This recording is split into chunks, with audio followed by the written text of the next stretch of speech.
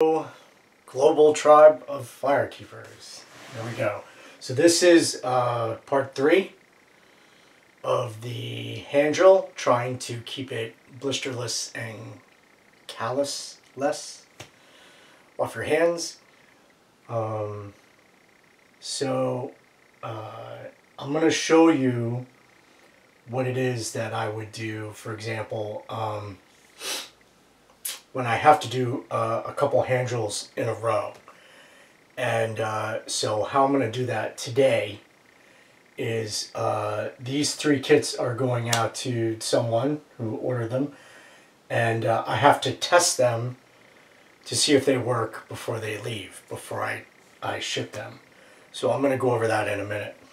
But so there's a couple factors I want to make sure are very clear so that you understand what I'm doing to keep this as painless and closer to keeping your health when it comes to hand drill. Because hand drill is the one technique really that's going to hurt you. But the truth of that matter is the technique isn't so much hurting you as you're hurting yourself. So if you're not keeping things in balance, you're going to self-injure. And this method, the hand drill specifically, is infamous for hand injury, blisters and calluses. So how do you balance? Because here's what I want to give you, right?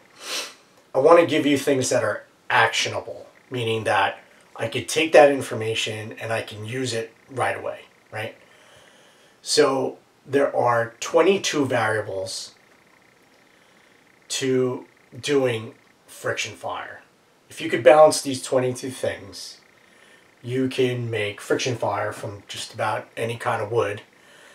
And the 22 variables as a total is going to be another video, another vlog section, because that's going to take too long. But for now, the main things of those 22 I want to go over is the focus is health. Health is the main variable that we're dealing with out of the 22 when it comes to hand drills. So health. We want to, why do we want to do that? We want to keep it blisterless and we want to keep it callousless and avoid any injury. What are the other variables that are necessary for hand drill that I want to focus on today? The main one is, another main one is energy. Because whenever you have a method that's only 2 pieces, right? So we have 1 spindle, 1 base, right? The other energy intensive ones are fire plow, fire saw, fire thong. Those ones that are only 2 pieces, they are the most energy intensive. So out of the drills, because those other ones are linears, which is another video, out of the drills, the hand drill is the most intensive. So your energy is important. Why is energy important? Because if you don't get it the first time and you need a fire, you're going to have to do it again. And if you don't get it that time, you have to do it again. And you just keep going, right? Until you get a fire. So if it's a matter of life and death, choose another method. One that's easier and one where you're more guaranteed a fire, obviously. Let me just say that off the bat. But practice-wise, you want to practice your hand drill because you want to get your form down. So your skill is important here because I've mentioned a few times that there's some African Maasai videos of them doing hand drill, and they're doing it the traditional intensive way where you put a lot of pressure on and you go all the way down the stalk and then you stop and you go back up again and you just repeat, right? Let's call that sprinting as a running reference, right? If you're a runner. So let's call that sprinting. You sprint, right, which is powerful requires power and intense energy, right? So sprint, down, stop, sprint, down, stop, go back up, sprint, okay? What we want to focus on, skill-wise, is what we traditionally call the floating method, where you just keep spinning up top, right? You want to just keep spinning up top, and your hands stay there, and you don't stop. So the temperature, which is another variable, doesn't cool down in the time that you go back up. We want the temperature to maintain a steady level, just going up, up, up, up until it ignites. We don't want it to go sprint up and go back to the top and it cools down, sprint up again, go back up to the top and it cools down, and just keep going until finally it ignites. We don't want to do that. So floating can be considered something like jogging and then running. So jogging is the warm-up, so we're just jogging, jogging, jogging, but we're not stopping. We just keep going, jogging, jogging, and then when we see that we've mated the set together, when we see that we've mated it together and it's smoking a little bit, which means now it's warmed up, then we start running. So we'll just increase the speed and we'll stay up top, but we're not stopping. So the temperature is not dropping, okay? So here, time and duration is steady. We don't go real fast and stop, and therefore time, the duration of your effort stops along with the temperature dropping. We just maintain with the time a steady increase, okay? And then what we do is we'll also build up speed. So we're going to go from jogging to running as soon as it starts smoking and it's mated together, okay? So there's those variables. So we have health, energy, skill, which is what we're working on, okay? Time, duration, and temperature, okay? Now what about pressure? Pressure is important. Pressure is also, in this case, related to the resources. And what I mean is that materials. So resources is also a variable, is what it is that you're using. So the hearth board has to be of a certain hardness, okay? This one is basswood, which is harder than cedar, okay? But the spindle here is velvet leaf, okay? Which I know is very, very soft and can be very fragile, all right? But the fact that the spindle is softer and not harder, like something like mugwort, which is pretty hard. Bamboo is hard, but you can do mugwort, you can do bamboo, but they require a little tweaking to do because they're so hard and so dense, all right? So your choice of material, your resources, is also important.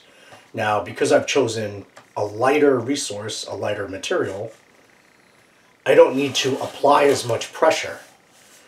It's the pressure that's going to, as you're trying to create friction, it's the pressure, your inward pressure and going down, that if you're not if you have not worked on your skill, that friction doesn't necessarily go down to the board. It goes back into your hands. It backs up into your hands if your skill level is not that good. And hopefully that won't happen to me today, right? So we have the variable of pressure and we have the variable of materials there as well. All right, make sure I'm not forgetting anything. So I think we're gonna start with that. So let me just be right back. I had to stop for a minute because my daughter came home from school. So why don't you want to do the traditional way of sprinting down. Like, why don't you want to do that? Well, if you look at some of those Maasai videos, okay, what they use is a branch from trees and shrubs, which of course is more dense and requires more pressure, which also means more pressure is going to mean you're going to hurt your hands. Okay, so the resources that they're using, the materials that they're using, they're going to do that. They choose that sprinting technique because they have to force a lot of pressure downward. And my recommendation would be choose different materials. And we can do that here while we're practicing. So if you want to practice with harder spindle materials, do that after you've gained some real skill with floating with softer materials, with softer resources, okay? So, because here's what you don't want to do. You don't want to bet the farm, okay? You don't want to gamble your health, and that's basically what you're doing. So, here's what you're going to do if this is a harder spindle that's more dense and requires more pressure. I'm going to gamble that I'm going to get this Phyre on the first try, and I'm going to push everything I got into this and maybe ruin my hands, okay? Now let's say I didn't get a Phyre. Well, I've ruined my hands now, okay? So now I'm already forced to either try another method, or it would be stupid to do that again, okay? and do it again and probably not succeed, since I had enough energy to do it the first time, and now I have even less energy and less health to do it again. So now we're in a constant state of deterioration, which you don't want to do, right? So we'll go over the pressure thumb brace, where you put a cord over the spindle, or you have some kind of cap with a cord tied to that goes to your thumbs. That's a different method, and we'll do that in another video, but that's not what we're talking about today. We're only talking about where there's two pieces, a spindle and a hearth, okay? So that's another added device, so we're not talking about that today. Alright, so my situation today is I have 3 different hearth boards and 3 different drills. So what do I have here? I have basswood hearth with a velvet leaf spindle. I have a tulip poplar hearth board with a milkweed spindle. Okay. And I have a western red cedar hearth board with a dogbane spindle. The spindles, well, the hearth boards are exactly 24 inches, okay, in length, and the spindles are approximately 23 inches, an inch shorter than the boards. So I like to try to keep them long as possible, if I could find them straight and long like that. Okay. So quick question. What does basswood, tulip poplar, cedar, dogbane, milkweed, and velvet leaf all have in common? I'll post that question online too as well. So I'm sure most of you are going to get it. Anyway. Alright, so here's what I do. Here's how I prep. Well, I've been saying on a couple videos lately that I like to use regular hand lotion. Right? I just take a drop and I rub that in and it may feel greasy for the first few moments, but after a while, that greasiness just goes away. Like now I actually have friction that is not water. Okay, so all the time when we're doing hand drill, you see guys going spit, spit, right? And the problem too is that if your spindle is dry, which it should be, right? The water you just put on your hands is now being absorbed by the dry spindle. And after a couple spins, your hands are dry again. And when your hands are dry, you have no friction. There's no friction to hold the spindle. So you spit on your hands again. And this is kind of a habit you want to break. Okay? So a small vial of hand lotion works really well. I'm doing an experiment today where I'm using hair conditioner instead of hand lotion. So this is the first time I'm doing this. And I never thought of it before because, well, I'm a guy and I don't put conditioner in my hair. So, but I'm trying it out on my hands and it seems to have a more friction effect when I rub it in than the hand lotion does. Alright, so what I'm also going to do is I'm going to do a self-check inventory of myself, and I'm going to be really honest about it. How is my health now before I start? Have I done hand drills recently, and do my hands hurt? Are there calluses now? Are there blisters now? Because if that's factual, if I have them, I shouldn't do hand drill. You shouldn't, if your hands are injured, you have to stop doing hand drill, okay? If you need to hear that from someone to say that to you so that you won't do it, if your hands hurt, stop doing hand drill, okay? If your hands are injured, stop doing hand drill, all right? So don't do it. Let your hands rest. Give them a rest. It's not worth it, all right? So there. How's my energy?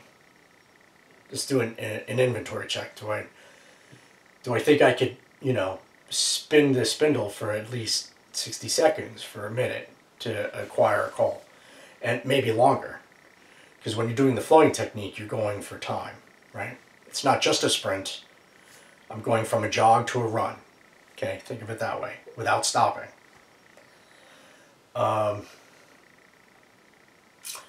So as a full disclosure, right, I'm a nurse, and my life is filled with bouts of chronic sleep deprivation because of my job, and my energy levels like wane a lot.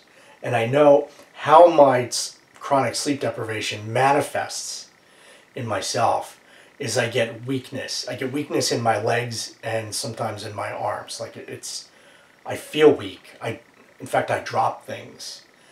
And I'm like, when I start dropping things and I have trouble walking, and I shouldn't have to say that, but I have trouble walking, I realize that it's really time for me to just stop whatever I'm doing and take a nap.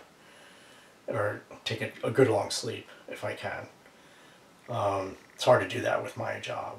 So, but that's a full disclosure. You have to do what is your honest self-inventory check before you start doing these methods, right? At least hand drill. Do I have any fears, worries, concerns right off the bat with what I'm about to do? I know I make it sound really serious, but it's like this practice is for supporting life and living. Like that's its function. It's not to be cool. It's not for ego. The life-supporting function of this method of Phryction PhyreKeeping is to save lives. Now that also applies to the PhyreKeeper. And I know the tribe is more important than the PhyreKeeper, but the PhyreKeeper has a responsibility to be healthy to save the tribe, okay? Because he's part of the tribe too. It's all right. for example, I was just in Quebec, in Canada. Lovely place. If ever you visit, it's an awesome place. It's just lovely. Anyway, it's winter there, and I was with Les Primitives, the Primitives, the school up there with Matthew and Jen and Marcel and the bunch. And one of the main concerns with doing Phryction Phyre in Quebec winter is hypothermia. If you're hypothermic, by the time let's say you're building a set from scratch, which we're not doing today, you could be in such a hypothermic condition that you may even reach a point where you can't even perform the function of doing the method, right? So that's obviously a concern. So whenever you're about to do something, you have to do a self-check inventory before you're going to do anything, okay? So what else I'll do? All right. So I did a more than average amount of hand drill in Quebec, and I started to get a callus. Started to get a callus because I did more than a normal amount of hand drill with all the other methods I was teaching. So I have to be careful. That's a full disclosure. At this point, I have to be careful about what I'm doing, and if I think it's going to ruin, if I'm going to get self-injured from doing that, I have to back off. Because I also have to keep in mind that I'm a nurse, and I have to take care of my hands, right? So, all right, well, let's get started. So we're going to start with the basswood and the velvet leaf. Yeah, basswood velvet leaf set. Can I get all of this? Obviously this has never been used. There's no coal in the hearth, right? Just gonna pick a spot, and you can't see what I'm doing. Close it up. Okay, over there. There we go.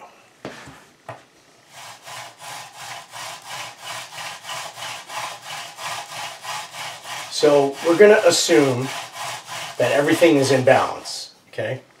Everything is stable. The notch is correctly cut and placed, okay? Our spindle has a straight axis. We're just going to assume that everything is good to go at this point. Okay, so here I'm just jogging. So what am I doing? One hand shoots down, and the other hand pulls up. Shoot down and pull up. Shoot down, shoot down. One hand shoots down, the other pulls up. Shoot down, pull up. And it looks like this.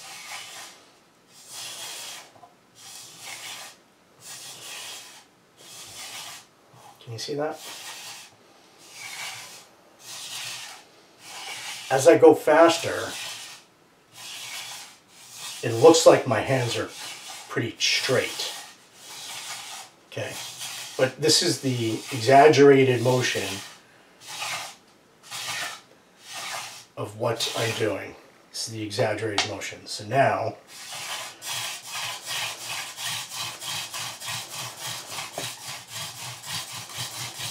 we're jogging. Now I'm also going fingertip to palm, fingertip to palm.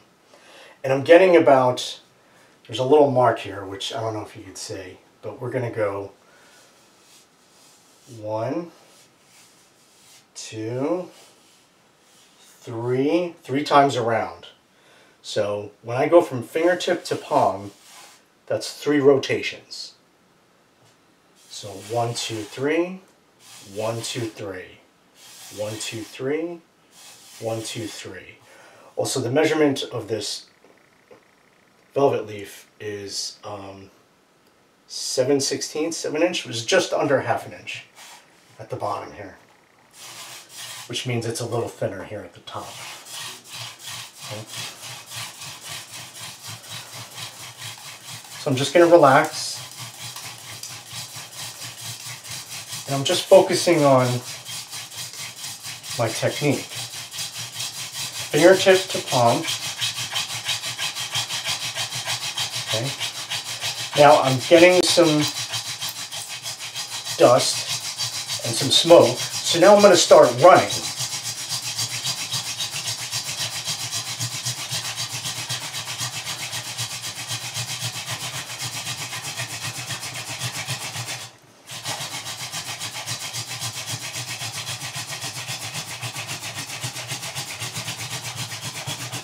How am I doing?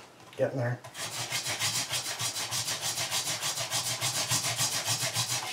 Oh. So what I'm going to do is, I know I shouldn't stop, right? Because it's getting cold. But my hands are slipping.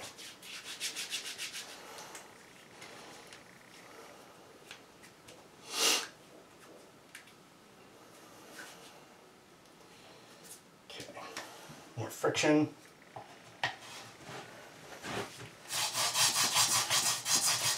Now I'm leaning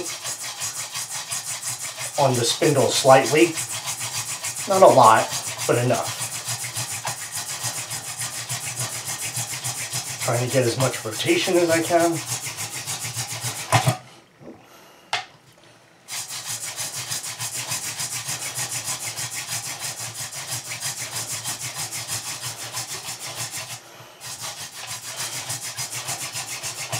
And I'm going to do a couple spins down.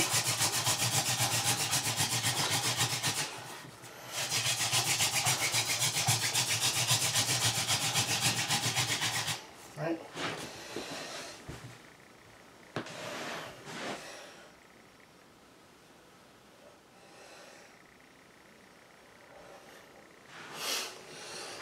So here we have velvet leaf.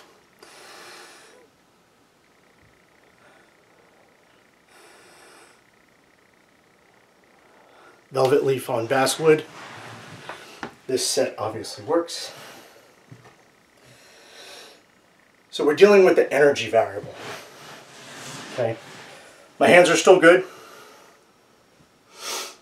Right? Self-inventory. So now at this point, I'm going to take a couple minutes, get my energy back, try again. What time is it? It is 3:15. So in about 15-20 minutes, I'm going to try again. Okay? Alright. Alright, well, it's 20 minutes later, so it's 3:35. Put a little of that conditioner on. So the next one we're going to do is, should I do it too? Let's do the tulip poplar with the milkweed. And you can see this has never been used. There's nothing, there's no coal, there's no dust in the hearthboard at all, right?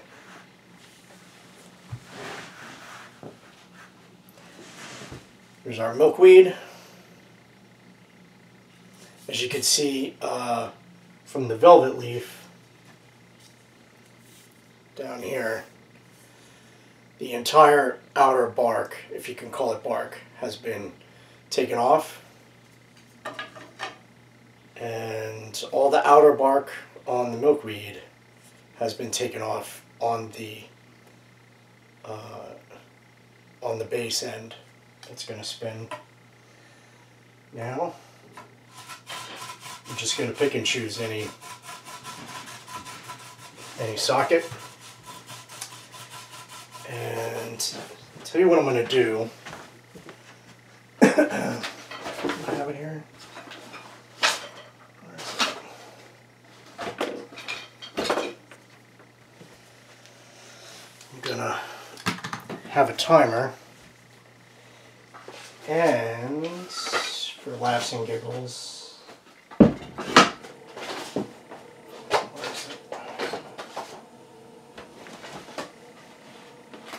is it? I have some sawdust. I'm going to put a little sawdust in there just to raise up the height of the floor so I can expend less energy. What that means is if the notch is tall, I have to start filling dust from the bottom of that notch all the way up. So if I raise the floor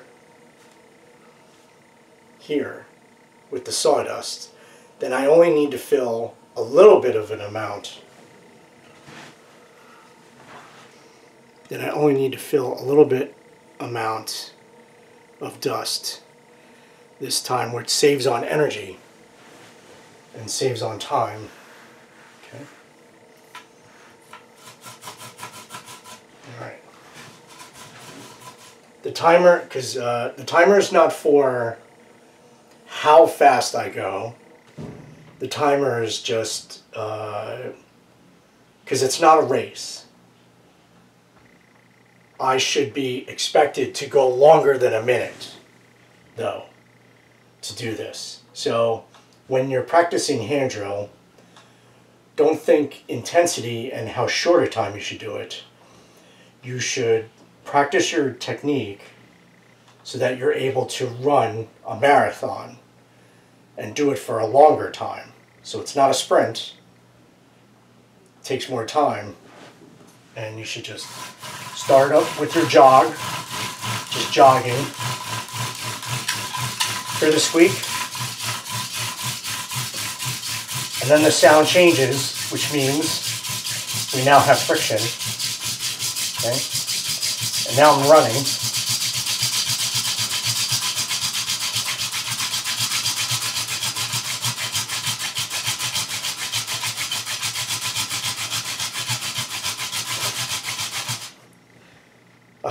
I forgot to start that. What was that? 30 seconds, maybe? Alrighty. That's what happens when I talk. There's always something to forget.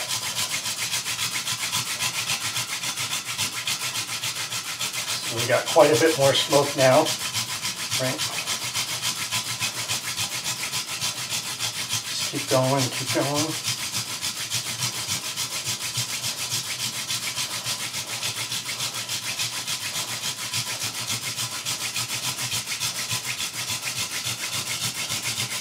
And now we do.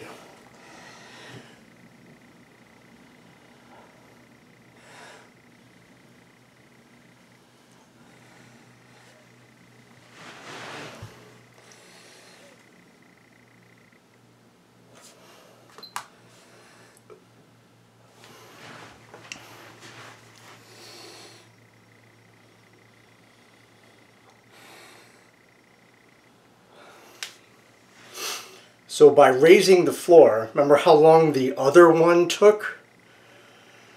Remember how long the basswood and the velvet leaf took? That took longer, right?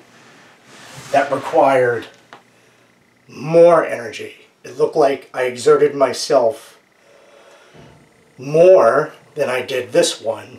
And I did that on purpose to show you that if I raise the floor up, and I can accumulate dust faster, so that dust could ignite near the top faster, I expend less energy, and it goes a lot better, as you can see, right? Alright, so I'm going to take another break, right? Get my energy back. My hands are still in great shape, okay? And I'm going to finish making dinner, which is what I started doing. And I'll be right back and we'll do the last Western Red Cedar with the dog bane. Okay? Alright, so it's been another 20 minutes. Made my daughter dinner. And so we're going to do the third and final one for today. And so that's the Western Red Cedar with a spindle of dog bane. You can see this has never been used. There's no coal, there's no dust, there's nothing in there. The dog bane, the entire lower section, the outer bark has been removed. There's nothing but wood.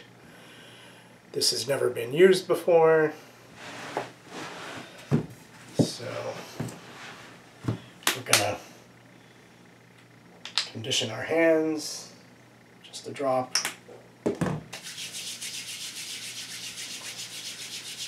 So let's get some friction.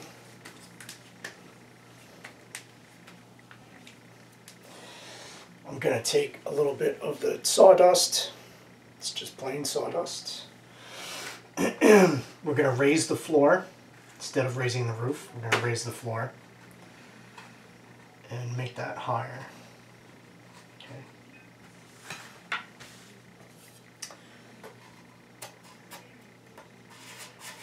So this has to be still mated together, right? Because there's 3 steps to the hand drill. 3 stages, I should say. There's 3 stages. The mating, the the filling the notch with dust, and the ignition. So it's really those steps. So the mating is also a warm-up. So it's either one of those. So, all right. So we get about 3 rotations from fingertip to palm as a review. One hand shoots down, the other one pulls up. Okay. And we're going to start our timer. Squeaking. We don't have friction yet.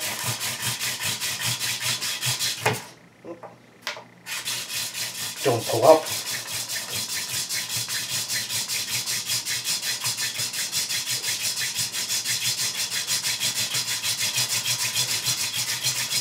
So it's mated, it's warmed up. We're starting to get some dust. We're going from a jog now to a run. Just gonna run.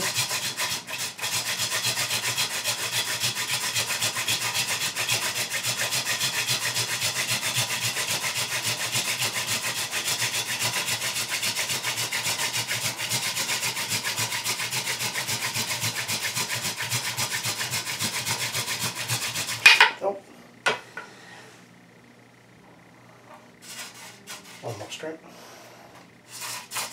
We're already at a minute.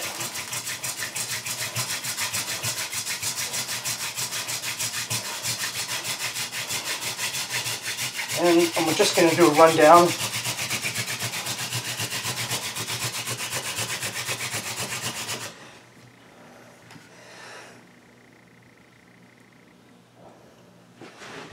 Did I get it?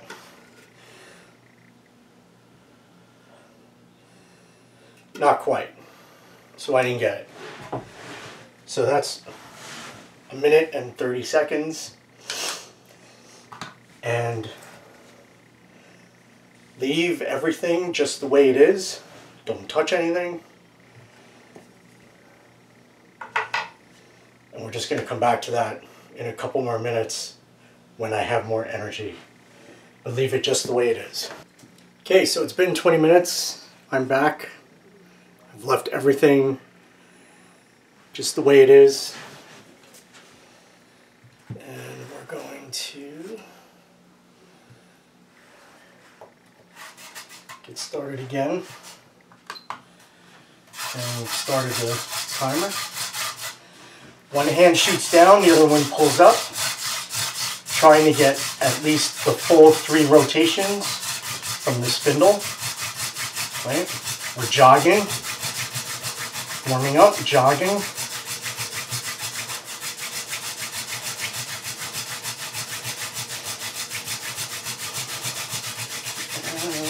And start running.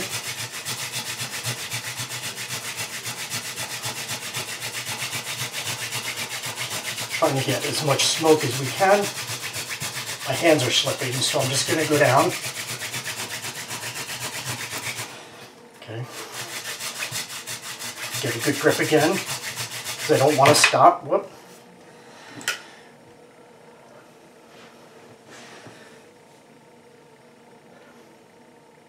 Okay, so it didn't light. But here's the thing. I'm feeling, that was a minute. I'm starting to feel the effects now after being in Quebec, and which was only a couple days ago, and doing a couple more hand drills, and so my hands are starting to get, I could feel something happening with my hands. So I'm going to stop. So I didn't get this one. I'm going to leave it alone. And I'm not going to keep going. Because you have to say to yourself, if something is becoming unbalanced, especially the health variable, you have to stop. Just stop. So I'm showing you here right now that I'm going to stop, and you should too. Okay? If I were to keep going right now, that would be ego. Right? And I would self-injure. This is where you stop. But I've also been doing an abnormal number of hand drills recently. So we're just going to let it go at that. I'll come back to this one later. In maybe a couple days or so to get to this. Alright? Alright, so I've tested these kits. I know this one is eventually going to work, but I still have to get it to work before it gets sent out, which it will. And if you have any questions, you can email me at info@phyredojo.com. You can go to my site, phyredojo.com. And I'm also on, this video that you're seeing right now is on YouTube. Phire Dojo has a Facebook page, Instagram, and a Pinterest, which I'm never on, but I'll start posting stuff on there soon. Anyway, so I hope you liked part 3 of the hand drill, a love-hate relationship, which it is. I'm not going to be doing hand drill as a vlog for quite a while because there are so many different kinds of methods to do and to show and materials to hack that it could be a long while before I even get to these again. So, but if you have any questions about it, that's fine. I can answer those anytime. All right?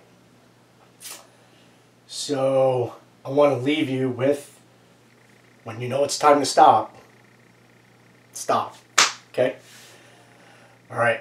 And all you fire keepers out there, keep going. And I'll see you soon. Bye. Anyway, so I was at Woodcraft, which is a woodworking store. And as you know, I like to experiment with different kinds of woods. Anyway, I found these in the back section. This is Monkey Pod, which I have been looking for. It has a Jonka of 900. The Jonka is a wood hardness test scale of measurement. And comparatively, if you ever did Phryction Phyre with a cedar bow drill, that Atlantic white cedar, anyway, is a Jonka of 350. So Monkey Pod here is 900, which means it's almost 3 times the hardness, comparatively. Here I have Mimosa, and its Jonka is 1020, which is definitely 3 times that of cedar. And if I don't get that with bow drill, I'm going to try that with the Egyptian drill. Here we have Red Heart with a Jonka of 1210. So I'm definitely going to do that with Egyptian drill, or try that. Angelique, which is 1290. Egyptian drill probably. Orange Agate is 2700. I may either do crutch drill or pump drill, or both. Black Mesquite. Oh, this one's a little, it's out of order here. So we're going to do Black Mesquite. That's 1940. I may try the Egyptian drill on that one. And we have Tamboti, which is 2480. Either crutch drill or pump drill, or both. Now here's tamarind, spalted tamarind. Now this is not heartwood, this is sapwood, which means it's softer. So heartwood would be 2690-ish, but this is sapwood, which means it's lighter and not as hard. So I'm probably going to get this with a bow drill. So the agate. This is Cocobolo, which is, I believe, one of the rosewoods. It's very hard at 2960-ish. And probably going to do toggle drill with that. Pink Ivory, which is very, very hard, 3230. Toggle drill with that. Leadwood, which is, it's upside down, 3570-ish, so that'll be toggle drill. Catalox, which is 3660. And last but not least, at the top of the list for Jonka right now is Quebrajo, which means in Spanish axe breaker. And that has a Jonka of 4570. And I bought all they had in the store, these 4 pieces that I found. If there's another one there, it's because I missed it and didn't get it. So that'll definitely be toggle drill, and we'll have fun there. One of the ways I get the Jonka number is from this book, Wood, by Eric Meyer. And he has a website which is called the Wood Database. If you Google the Wood Database, you're going to pull up his website. And you'll be able to find just about any commercially available wood, along with its measurements of things also other than the Jonka hardness. So, alright, anyway, this is a hand drill video, and this is just a glimpse into the future of things to come. My plan is to try, not that I'll succeed, but I'll try to do a hack. I call them a fire hack. We're going to do a fire hack every week-ish. Right? And this will be some of the materials. And I'm going to try and do a different method along with different materials that I have never tried. So what I'm saying is, too, is I have never done these woods before. And so I'm going to be testing them out with different methods. All right?